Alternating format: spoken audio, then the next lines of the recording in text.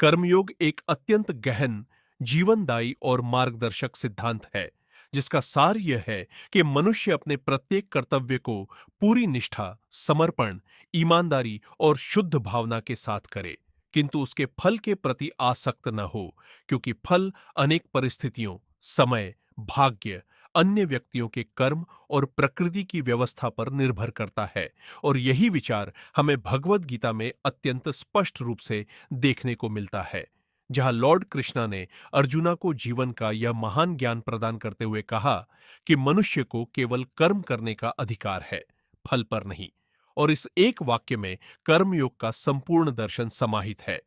क्योंकि सामान्यतः मनुष्य का स्वभाव ऐसा होता है कि वह हर कार्य किसी न किसी अपेक्षा के साथ करता है, चाहे वह धन की इच्छा हो, यश की चाह हो, मान सम्मान की आकांक्षा हो या किसी विशेष उपलब्धि को प्राप्त करने की लालसा हो। किंतु जब यह अपेक्षा पूर्ण नहीं होती, तब उसके भीतर निराशा, हताशा, क्रोध, असंतोष और मानसिक अशांति उत्पन्न होती है। वहीं कर्मयोग हमें यह सिखाता है कि यदि हम अपने कर्तव्यों को केवल कर्तव्य समझकर करें, बिना किसी स्वार्थ, बिना किसी भय, बिना किसी लोभ और बिना किसी अहंकार के, तो हमारा मन स्थिर, शांत और संतुलित बना रहता है और हम जीवन की हर परिस्थिति में धैर्य और साहस के साथ आगे बढ़ सकते हैं।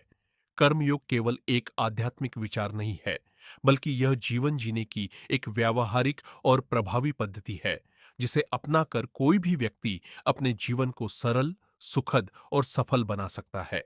उदाहरण के रूप में, यदि एक विद्यार्थी केवल उत्तम अंकों की प्राप्ति के लिए अध्ययन करता है, तो उसका ध्यान अध्ययन की प्रक्रिया से अधिक परिणाम पर केंद्रित रहता है,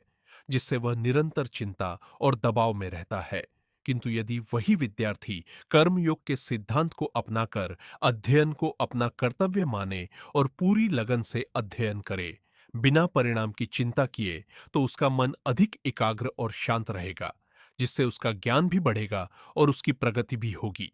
इसी प्रकार एक कर्मचारी यदि केवल पदोन्नति या अधिक वेतन के लिए कार्य करता है, तो वह हर समय तुलना और असंतोष में जी सकता है। किंतु यदि वह अपने कार्य को सेवा और कर्तव्य के रूप में स्वीकार कर उसे पूर्ण समर्पण से करता है, तो उसे कार्य में आनंद मिलेगा और वह मानसिक रूप से भी संतुलित रहेगा। कर्मयोग का एक अत्यंत महत्वपूर्ण पक्ष यह भी है कि यह व्यक्ति को अहंकार से दूर रखता है,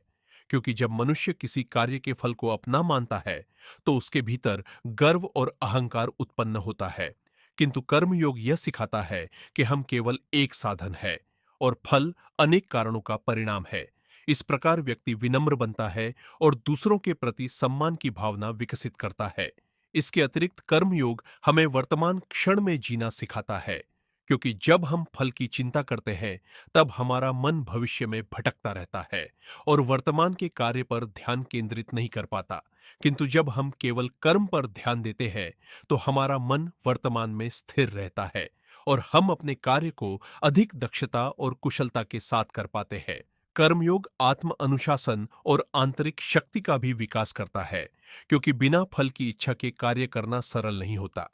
इसके लिए मन पर नियंत्रण, धैर्य और दृढ़ निश्चय की आवश्यकता होती है। किंतु जब कोई व्यक्ति इस मार्ग का अभ्यास करता है, तो वह धीरे धीरे अपने मन को नियंत्रित करना सीख जाता है और बाहरी परिस्थितियों से कम प्रभावित होता है। आज के समय में, जब प्रत्येक व्यक्ति प्रतिस्पर्धा, उपलब्धि और बाहरी सफलता की दौड़ में लगा हुआ है, तब कर्मयोग का सिद्धांत और भी अधिक प्रासंगिक हो जाता है, क्योंकि यह हमें यह सिखाता है कि सच्ची सफलता केवल बाहरी उपलब्धियों में नहीं, बल्कि आंतरिक शांति, संतुलन और संतोष में होती है।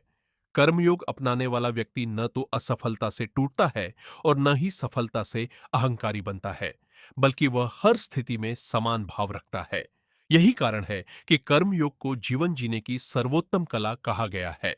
यह न केवल व्यक्ति को श्रेष्ठ बनाता है, बल्कि समाज में भी सकारात्मक परिवर्तन लाता है, क्योंकि जब प्रत्येक व्यक्ति अपने कर्तव्यों को ईमानदारी और निष्ठा के साथ निभाता है और स्वार्थ से ऊपर उठता है, तो समाज में विश्वास, सहयोग और सद्भावना का विकास होता है। कर्मयोग का एक और महत्वपूर्ण पहलू यह है कि यह हमें यह समझाता है कि कर्म ही हमारा धर्म है, और यदि हम अपने धर्म का पालन पूरी सच्चाई और समर्पण के साथ करते हैं, तो परिणाम स्वतः ही अनुकूल दिशा में आने लगते हैं। इस प्रकार कर्मयोग हमें यह सिखाता है कि जीवन में हमें केवल अपने कर्म पर ध्यान देना चाहिए और फल को ईश्वर या प्रकृति पर छोड़ देना चाहिए, क्योंकि यही वह मार्ग है जो हमें सच्ची प्रसन्नता, संतुलन और आत्मिक उन्नति की ओर ले जाता है। और अंततः यही कर्मयोग का सार है कि मनुष्य अपने कर्तव्यों को पूरी लगन, निष्ठा और समर्पण के साथ निभाए, किंतु उनके परिणामों के प्रति आसक्ति न रखे,